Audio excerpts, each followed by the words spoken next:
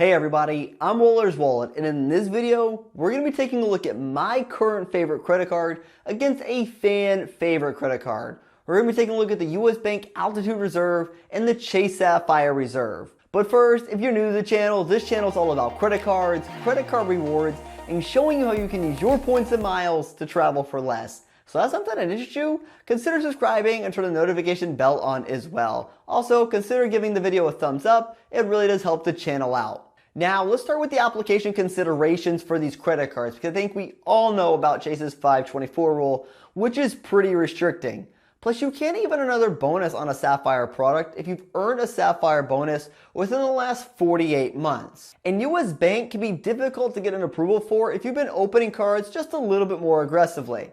But in addition to that, there's an additional restriction when it comes to the Altitude Reserve, because you need to have a banking relationship for a minimum of 5 business days before you can be even approved for this credit card. Now let's take a look at the sign-up bonus. The Chase Sapphire Reserve comes with a 50,000 point bonus after you were to spend $4,000 in the first 90 days.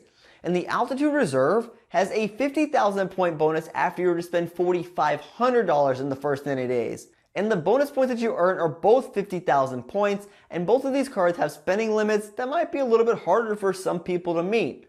But the Chase Sapphire Reserve spending requirement is $500 less, so the Chase Sapphire Reserve is going to take this round. Now, taking a look at the annual fees, the Chase Sapphire Reserve has a $450 annual fee, and that's not waived in the first year. And if you wanted to add an authorized user, it will cost you an additional $75 per authorized user.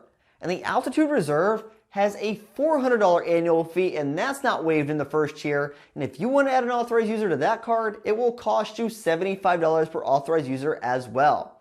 Now, both of these cards come with hefty annual fees, but the Altitude Reserve is $50 less, and for that reason, the Altitude Reserve is going to take this round.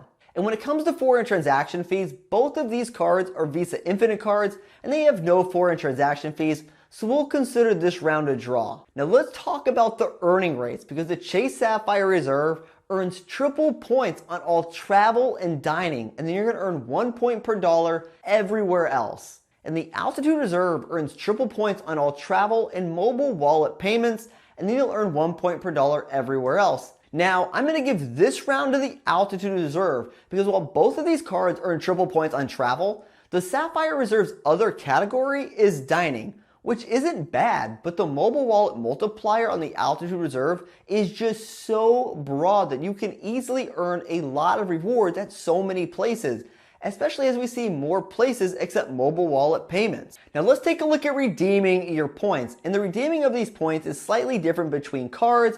Now the Chase Sapphire Reserve has 13 different airline and hotel partners that you can transfer your points to. And some of these partners are quite valuable, with being Hyatt and United being some of the more valuable partners. And you can also redeem your points through the Chase Travel Portal at 1.5 cents per point. Now, the US Bank Altitude Reserve does not have any transfer partners, which I do find to be a bit unfortunate, because I think it would be great if they did. But you can redeem your points at 1.5 cents per point through their travel portal, or even using the real-time mobile rewards. Now, while the Altitude Reserve's real-time mobile rewards is great, it isn't perfect. It doesn't include all airlines, there are higher spending requirements to use at hotels and for car rentals, and currently Airbnb isn't eligible for real-time mobile reward payments, and that's something I really wish US Bank would change. And the US Bank Travel Portal is actually pretty competitive as well, and you're still going to receive 1.5 cents per point for your travel purchases there. Now, if you're someone who likes to utilize transfer partners, then I really think the Chase Sapphire Reserve takes this round for you.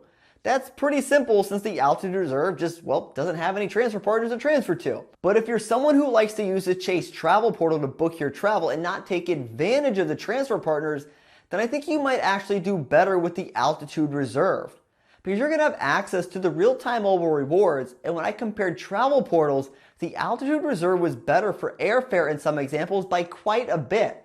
And for hotels, the Chase Sapphire Reserve was slightly better than the Altitude Reserve, but it wasn't that much better. Now, let's take a look at the other benefits of these cards, and both of these cards come with some pretty good benefits, and we're actually going to take a bit of a deeper look at the travel protection benefits on these cards. Now, both of these cards come with Priority Pass Lounge access, except the Chase Sapphire Reserve gives you unlimited access for you and up to 2 guests, while the Altitude Reserve just gives you 4 passes for yourself and 4 passes for guests. And US Bank, that is pretty weak. And the Chase Sapphire Reserve comes with a $300 travel credit, while the Altitude Reserve comes with a $325 travel credit. So that's going to go to the Altitude Reserve. So if you already spend money on travel, this will bring your effective annual fee on these cards to $150 for the Chase Sapphire Reserve and only $75 for the Altitude Reserve. And both of these cards are going to receive a TSA PreCheck or global entry credit. And the Altitude Reserve does come with 12 GoGo Wi-Fi passes annually. Now let's take a look at the travel protections of these 2 credit cards.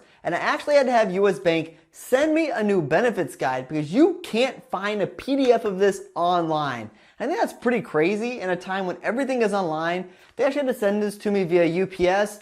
But anyways, starting with trip delay coverage. Both the Chase Sapphire Reserve and the Altitude Reserve's trip delay coverage kicks in after 6 hours, and you can be reimbursed up to $500 per ticket for reasonable expenses, which is pretty good to see, and hopefully we don't see these benefits go away.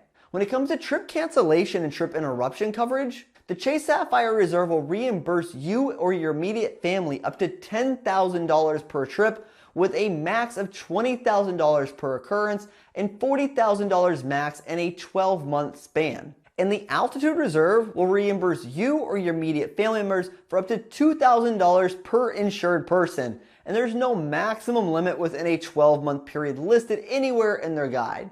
Taking a look at the auto rental coverage, the Chase Sapphire Reserve and the Altitude Reserve both come with primary auto rental coverage and both give you up to $75,000 in vehicle coverage, which is pretty awesome.